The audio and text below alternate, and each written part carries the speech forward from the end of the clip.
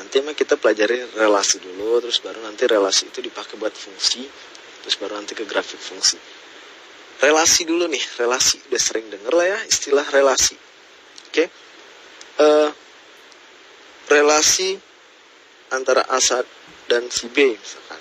A itu A itu kakak kandungnya si B. Ya. A itu teman sekelasnya si B. Relasinya apa? A sama B tadi adik kandung atau teman sekelas. Maksudnya relasi itu kira-kira pengertiannya adalah dia hubungan ya. Jadi hubungan A sama si B itu apa? Bukan hubungan yang baik-baik saja gitu, maksudnya hubungan teman sekelas atau adik kakak gitu kan. Nah, terus gimana nih maksudnya kita lagi pelajari relasi tapi kok nanti dihubungkan ke fungsi ya? Oke, jadi gini. Fungsi itu nanti bakalan kelihatan jelas relasi itu akhirnya kepake di fungsi itu gimana. Cuman kita mau bicarain fungsi dulu dikit nih. Fungsi ini sifatnya hal yang mendasar banget, hal yang basic banget ya. Jadi fungsi itu bakalan banyak dipakai nanti kemana-mana di matematika. Nanti lanjut ke kelas berapa selanjutnya SMA gitu ya, belajar trigonometri, persamaan kuadrat, fungsi kuadrat. Nah itu bakal kepake banget. So sayang banget kalau misalkan fungsi di sini kalau nggak ngerti sepenuhnya, sayang banget. Jadi nah kebetulan banget fungsi yang di bab ini nih, yang kita pelajari ini masih relatif ringan lah, dia nggak kompleks banget, nggak susah banget. Makanya kita sebaiknya kuasai sepenuhnya di fungsi ini. Oke? Nanti kita akan pelajari kenapa si relasi itu kepake buat fungsi. Oke? Sebelumnya kita mau review lagi nih dikit tentang himpunan. Masih ingat nggak himpunan? Oke, misalkan punya himpunan nama, ada X sama Y sama Z ya. Terus punya himpunan kelas 7, 8, 9. Nah, kita mau hubungin kedua himpunan ini. Nah, misalkan dihubungin gini, X itu kelas 8, Y itu kelas 9, Z itu kelas 7 gitu ya, dipanahin. Nah, himpunan nama dan himpunan kelas ini punya hubungan, punya relasi. Kalau dalam kasus ini misalnya siswa yang duduk di, nah relasinya adalah siswa yang duduk di, jadi nama di sini adalah siswa yang duduk di himpunan kelas berapa gitu. Oke, jadi udah mulai kebayang relasi itu artinya hubungan. Terus nanti kepakainya emang di sini nih kita pakai himpunan ya, baru nanti lebih kebayang kita pakai contoh ini nih. Ini ada himpunan terus dipanahin. Ini salah satu bentuk relasi juga ya. Kalau dalam kasus ini tadi apa nih? Oh, berarti ini B ke A ya. B adalah akarnya dari A. Terus diagram panah ini bentuk relasi gitu. Selanjutnya relasi juga bisa dinyatakan dalam himpunan pasangan berurutan. Kalau dalam kasus ini misalnya 1 ke 1, 2 ke 4, 3, 9 gitu ya. Jadi nah kayak gini himpunan pasangan berurutan, 1 dipasangkan dengan 1, 2 dipasangkan dengan 4, 3 ke 9 gitu ya. Nah, bentuknya bisa kayak gini. Ini kan yang relasi apa? Ini A, ini B ya. Misalkan nih A nya 2, B nya 4. Berarti yang relasi 2 itu adalah akar dari 4 gitu. A adalah akar dari B ya.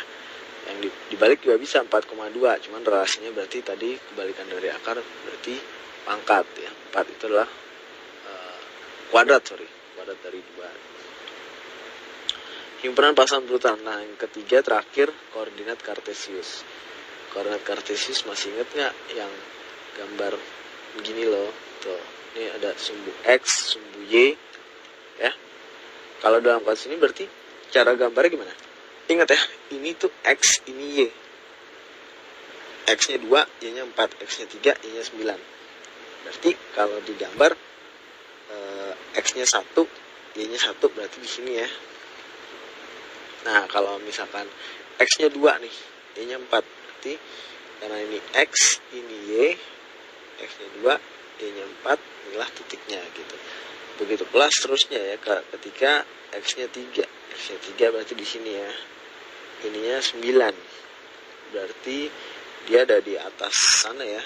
Ini kan sampai 9 misalkan di sini. Berarti gini lah di titik sini 3,9 dan seterusnya. Gitu. Koordinat kartesius. Oke, udah mulai kebayang ya relasi. Kalau dalam matematika itu dinyatakannya seperti ini ya, panah himpunan pasang. Oke, kita masuk ke fungsi nih sekarang ya. Nah, fungsi itu apa? Jadi gini, fungsi itu adalah hubungan antara variabel satu dengan variabel lain. Nah, maksudnya apa? Nanti kita masuk ke contohnya. Nah, variabel ini yang di sini yang dimaksud itu adalah istilahnya variabel bebas sama variabel terikat. Oke. Dari namanya aja, variabel bebas itu bebas. Artinya nilainya bebas dipilih dari sembarang bilangan. Nah, kalau variabel terikat itu nilainya besarnya tergantung dari nilai variabel bebas. Nilainya bebas. Oke. Mungkin belum begitu kebayang ya. Jadi gini, contoh fungsi. Kita tahu nggak? Kita tahu kan kalau luas lingkaran itu adalah pi r kuadrat, ya kan? Pada tahu ya, dimana pi itu biasanya kita simbolin dengan 3,14 deh. Nah, jadi kalau kita tulis gini, ini fungsi nih, luas lingkaran itu fungsi terhadap r. Maksudnya gimana? Ini kan 3,14 kali r kuadrat. Ya udah, luas lingkaran itu tergantung dari r-nya berapa. R-nya bebas, R-nya variabel bebas. Mau R-nya 3, mau R-nya 7, mau R-nya 10. Nah, luasnya tergantung dari R. Luasnya itu variabel terikat yang berdasarkan nilai variabel bebas, berdasarkan nilai R. Gitu. Ya, jadi kalau contoh luasnya 10, R-nya 10, kita bebas aja. Misalnya kita pilih 10, berarti 3,14 kali 10 kuadrat. Artinya nilai luasnya 314 gitu ya. Sebenarnya nih pi ya, kita cuma pakai 3,14. Kalau ininya berapa, 17, berarti ya 3,14 kali 17 kuadrat. Nilainya si L ini nilainya luas itu berdasarkan nilai variabel bebas. Nah, variabel bebas itu sembarangan bilangan. Nah, ini fungsi R luasnya. Fungsi R maksudnya gimana? R itu variabel bebasnya, luasnya itu tergantung dari R. Contoh lagi. Contoh, kita tahu bahwa luas persegi panjang itu panjang kali lebar. Nah, sekarang coba mana yang variabel bebas, mana yang variabel terikat. Kalau yang di lingkaran tadi R-nya yang bebas ya, luasnya tergantung dari nilai R, luasnya variabel terikat. Ini juga, ini fungsi. Kalau ini gimana? Panjangnya bisa 8, 10, 13. Lebarnya tergantung panjang. Enggak juga ya. Lebarnya ya bisa 7, bisa 100, bisa 1000 gitu ya. Luasnya baru tergantung sama si panjang dan lebar. Nah, ternyata fungsi juga bisa dua variabel bebas gitu. Kalau yang ini kan kasusnya cuma tergantung dari R doang, satu variabel. Fungsi itu pengertiannya juga bisa dikatakan semacam aturan atau instruksi yang memproses variabel bebas. Nah, itu bisa disebut input untuk dijadikan variabel terikat atau output. Oke. Ini ya. Contoh lagi, misalkan kita punya ada himpunan X sama himpunan Y. Jadi fungsi itu nih memasangkan anggota yang ada di X ke anggota himpunan Y. Kalau ditulis tadi X, Y jadinya gitu kan. Nah, ini X-nya ceritanya jadi inputnya atau variabel bebasnya ya, yang Y-nya jadi variabel terikat atau outputnya.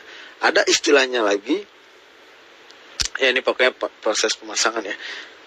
Ada istilahnya kalau variabel bebas atau inputnya itu domain ya. Kalau dalam fungsi ini berarti domain X. Sedangkan kalau yang di sananya kodomain ini. Oke, misalkan contoh lagi ada himpunan A sama B ya. Nah, kalau kayak gini berarti yang ini panahnya ke sini, dari A ke B. Berarti yang variabel bebas siapa? A ya, dipasangkan ke B. Misalkan ini berapa, terus ini berapa gitu ya. Nah, ini bisa ditulis, ini adalah sebuah fungsi A ke B. Ya, F adalah fungsi dari A ke B gitu. Nah, ini F-nya nih. F adalah fungsi dari A ke B. Nah, fungsi dari himpunan A ke B ini adalah hubungan di mana setiap anggota himpunan A dipasangkan tepat satu ke anggota himpunan B. Jadi, maksudnya gimana? Ya, ulangi lagi. Fungsi dari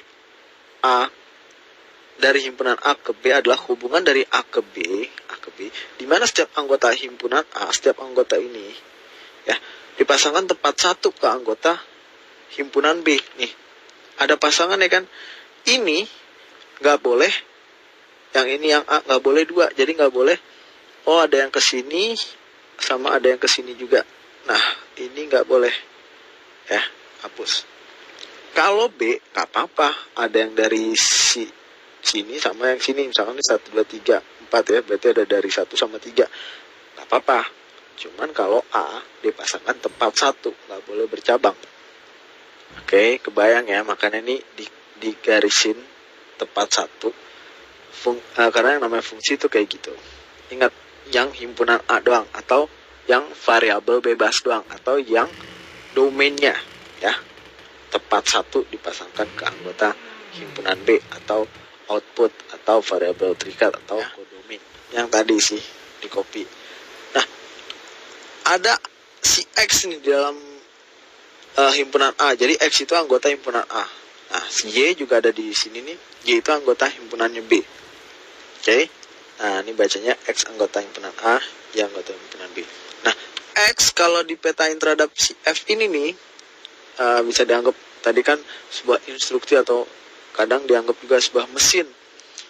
X diproses sama mesin F. Nih, outputnya jadi Y. Ya. Kalau misalkan kayak gini, ini bisa ditulis si F ini, si mesin F ini memetakan si X, terus jadinya si Y deh, gitu. Atau ini sama juga ekivalen dengan kayak gini, Y sama dengan Fx, ya. Jadi kalau X-nya dimasukin ke mesin F gitu ya, keluarnya Y. Jadi F ini memproses si X jadi Y, kira-kira gitu. Nah, atau ditulisnya juga kayak gini boleh. Oke, lihat nih di sini ada ininya ya, ada garis lagi. Jadi nggak cuma panah doang, tapi ada garis. Karena bakal beda sama si ini, ya kan? Ini F A ke B nggak ada ininya, nggak ada garis di sini ya, cuma panah doang.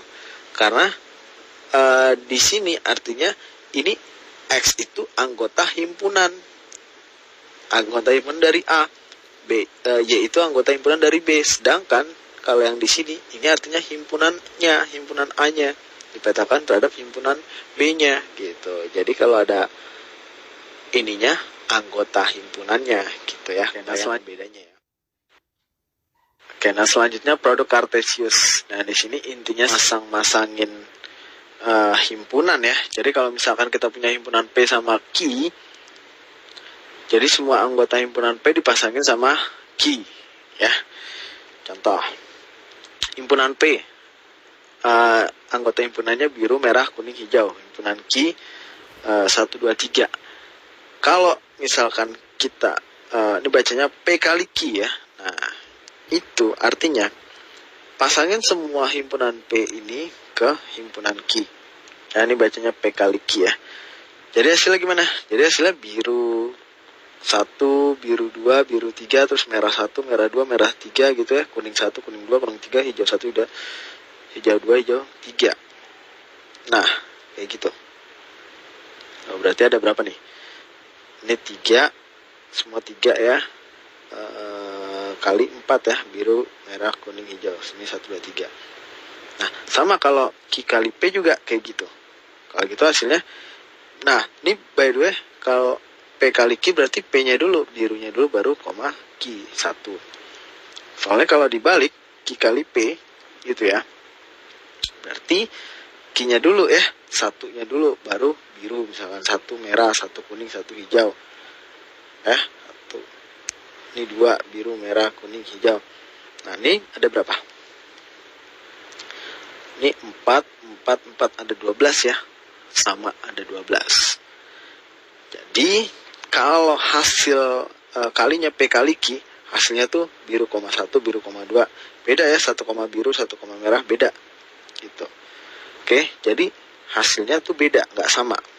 Kecuali kalau emang P sama dengan Q. Misalnya, P itu biru, merah, kuning, hijau, Q juga biru, merah, kuning, hijau. Nah, kalau dikali bakalan sama, mau dibalik. Atau salah satunya ada himpunan kosong ya. Kalau ada himpunan kosong dikali, jadi dia bakalan sama himpunan kosong. Nah, kalau jumlahnya N-nya, nominalnya itu sama ya, mau dibalik, maksudnya P kali Q sama Q kali P bakalan sama-sama 12. Atau didapatnya dari, ya udah, ini kan misalnya 3 ya, 3 kali 4. Kalau sini ada 4, kali bawahnya ada 3, 4 kali 3. Jadi cara N-nya itu bakal sama jumlahnya, P kali Q sama Q kali P sama-sama 12. Dimana cara nyarinya adalah banyaknya anggota himpunan P ada berapa, kalau dalam hasilnya ada 4, banyaknya himpunan Q ada berapa, 3, 4 kali 3, 12. Di produk Cartesius misalkan masih contoh pakai yang tadi. Himpunan P, biru, merah, kuning, hijau, Q 1, 2, 3. Nah, ditambah misalkan himpunan R, A sama B. Oke, kita mau P kali Q kali R itu gimana? Ada berapa banyaknya? Oke, P ada biru, merah, kuning, hijau. Nah, di setiap P itu nanti mau dipasangin sama Q kan? Ya, 1, 2, 3, 1, 2, 3, 1, 2, 3. Nah, nanti setiap ininya pun, setiap di sini dipasangin lagi sama R, A sama B, ya kan? Setiap di sini juga. Nah, jadi kira-kira gini. Oke. Nah, itu jadi ada berapa banyak tuh? Ya, ini kan biru 1A, biru 1B, biru 2A. Tuh ada berapa? Ya, sebenarnya bisa hitungnya dari sininya aja. AB-nya ada berapa? Cuman kan ini bisa juga kelihatan lihat polanya ya. 4 dikali 3 dikali 2. Gitu. Ya enggak? Ya kan? Di sini setiap ini kan punya sama-sama masing-masing sama ya. Ada 4 nih. Setiap satu ini ada berapa? Oh, ada ini 3, ininya jadi 2 gitu. Jadi ini sendiri ada 6 di sini, atau 3 kali 2. Nah, ini kan ada biru, merah, kuning, ada 4 gitu ya. Atau kita bisa tulis banyaknya anggota dari P kali Q kali R itu sama banyaknya anggota P dikali banyaknya anggota himpunan Q dikali banyaknya anggota himpunan R. Yes, di sini berarti 4 ya kali 3 kali 2 sama dengan 24. Itu jawabannya. Sekarang masuk ke banyaknya pemetaan ya. Contoh pemetaan tuh maksudnya gini. Ya, ini P sama Q dipetakan. P misalkan anggotanya 1, Q anggotanya A, dipetakan. Ini ada berapa banyaknya? Cuman 1 gitu ya. Nah, sekarang kalau misalnya P-nya 1, 2, Q-nya A. Ingat, kalau namanya fungsi, kalau gitu setiap yang di P, karena ini V-nya adalah variabel bebas ceritanya, karena panahnya kan ke sana, harus dipetakan. Jadi nggak boleh 1A doang gitu, 2 yang nganggur. Nah, ini kan harus dipetakan, berarti mau nggak mau dipetakannya ke A doang. Jadi cuman ada pemetaan sebanyak 1, yaitu kayak gini. Kalau misalkan ininya 1, 2, yang ininya A. Ya, cuman ada 1. Sekarang gimana kalau dibalik? P-nya yang ada 1, A-nya ada 2. Jadi P-nya 1, Q-nya A sama B misalkan. Kalau gitu, nah, kayak gini. 1, di sini 1, di sini yang 2 ya, A sama B. Kalau gitu ada 2 ya. Pertama 1-nya dipasangkan ke A, atau satunya dipasangkan ke B. Banyaknya pemetaannya jadi ada 2. Kalau misalkan kayak gini, ya beda ya. Ininya yang 2, ininya 1 sama variabel bebasnya yang 1, variabel terikatnya yang 2. Banyaknya pemetaan juga berbeda. Nah, sekarang coba kita tambah. Ini kan 1 sama 2, ininya 1, ininya 2, ininya 2, ininya 1. Udah, sekarang 2 sama 3. Misalnya kayak gini. Ininya ada 3, ininya ada 2. Kalau gitu, pemetaannya ada berapa? Nah, ini kebetulan belum diisi. Kita isi bareng-bareng ya. Nih, misalnya yang ini dulu deh, biar polanya teratur. Misalkan semuanya ke A dulu, berarti gini ya. Nih, sekarang terus misalnya semuanya ke B. Nah, ini juga termasuk pemetaan juga kan. Jangan lupa semua yang di sini harus dipasangin. Nah, ini ada 2 aja. Apalagi yang mungkin? Apalagi? Misalnya tadi kan 3-3-nya ke A, ini 3-3-nya ke B. Sekarang 2-2-nya ke A. Gini. Oke. Mana lagi yang gampangnya gini, 1-2-3 ke A, 1-2-3 ke B. Sekarang 1-2 ke A. Ya, 3-nya pasti ke sisanya gitu. Sekarang 1-2 ke B. Gitu. Ini kan? Apalagi? Tadi 1-2 udah yang nggak mungkin lagi ya ke A kalau nggak ke B. Sekarang 1-3 misalnya.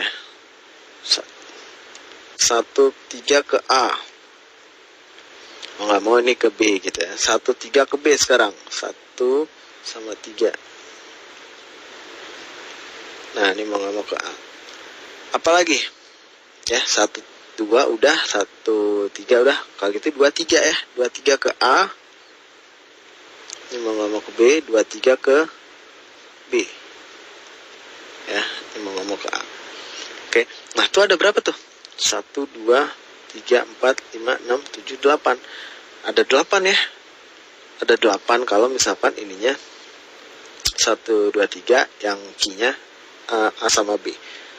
Sekarang kalau dibalik, yang di sini AB ada 2, berarti 1, 2, key-nya ada 3, ABC gitu ya.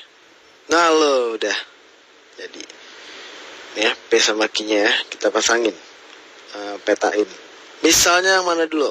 Nih, misalnya semua ke A dulu. Nih, set gitu. 1 ya. Terus selanjutnya semuanya ke B. Selanjutnya semuanya ke C. Ya, itu udah berapa? 3 ya. Oke, sekarang misalkan tadi kan semuanya ke A.